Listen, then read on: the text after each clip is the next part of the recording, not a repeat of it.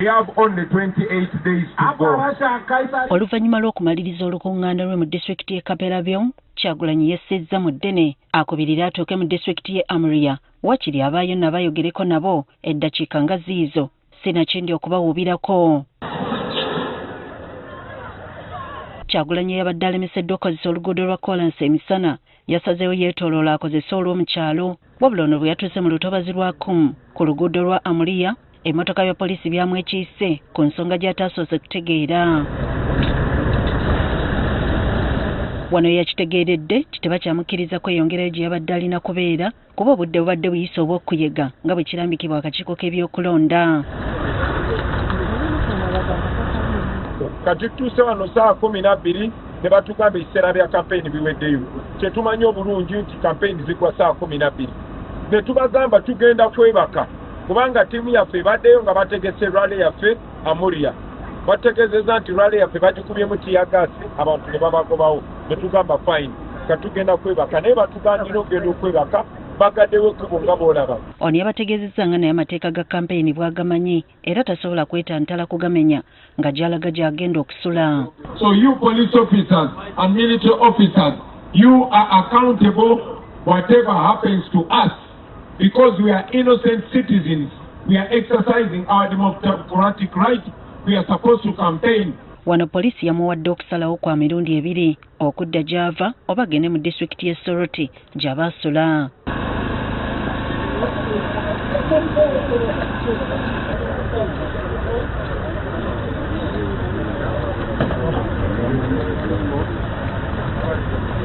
Kyagulanyi kino yakirabye ng'ekyokulinnyirira eddembe lye kuba we yabadde atuuse lwabadde lutemya lwa liiso ng'atuuse mu Amuria so ng'ate gye babadde bamusindika nga waakuddamu buto okusiyagguka olugendo. Yakanze kunnyonnyola abasirikale bano nga buteerere ku ssaawa 12 ez'olweggulo okutuuka ku ssaawa 2 ez'ekiro nga beeremye okumuggulira ekkubo. Yapondoose n'asalawo ayolekere olwa Soroti poliisi gye yamulagidde okusula.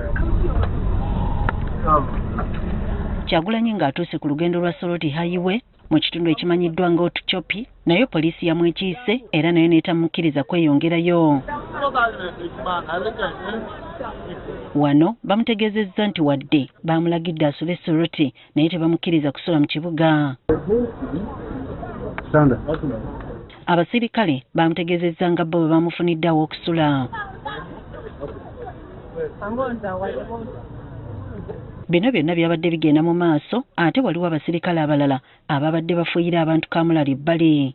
Sir, I book my hotel and I go there and that tell your people to stop spraying us with pepper spray. Kamulali ono nabo teyabasosodde. And sleep please. You know what you're doing. Wakati mu kwanjiganya ebisongovu n'ab'ebyokwerinda Kyagulanyi obwedda abuuza ab'ebyokwerinda ddi lwe batandika okumusalirawo aw'okusula. If you want to protect me, you don't protect me by tying me here for 3 hours. I also attend you have the guns. You are the soldiers and police officers. Yes, please follow me and I go and sleep. You also listen and we get to where do we belong. You are cutting me off.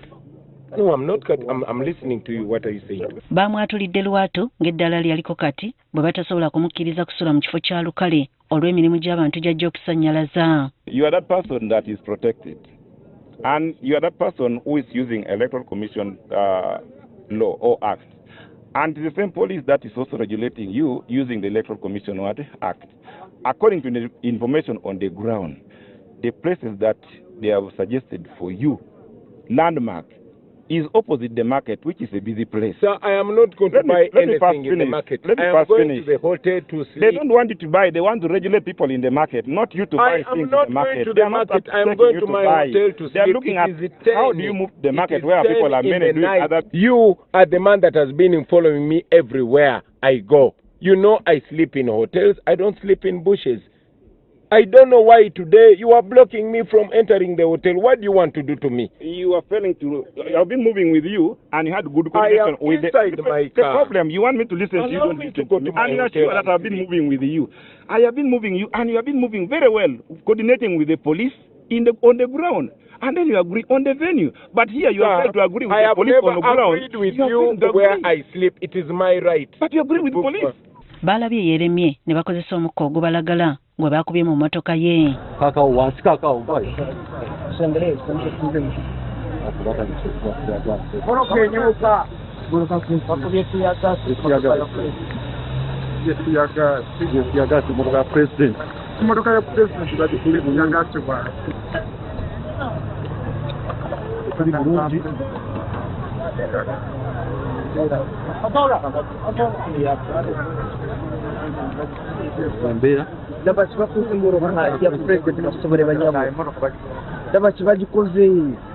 I don't know embera kijalimu mundomo basobole banyabo simanyiye embera kijalimu mundomo sala z'omukirimo Ekyaddiridde gaabadde maziga ku buli eyabaddewo era wano yafulumye emmotoka ye nga ne Nabugisi mufungize.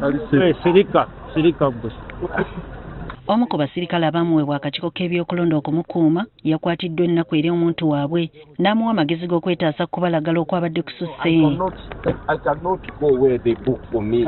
Olugero lwa Jotega amaggwa bakugoba gye bakuzza lwatuukiridde bulungi kuba n'abasirikale tiyagasi teyabatalizza era nabo baasoose kwetegula kibabo.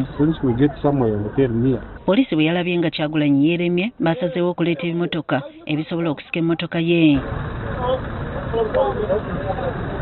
Abasirikale abamuweebwa akakiiko k'ebyokulonda balabye embeera esajjuka kwe kwogerezeganya naye akkiriza agende poliisi gyamusaliddewo asobole okuwummulako.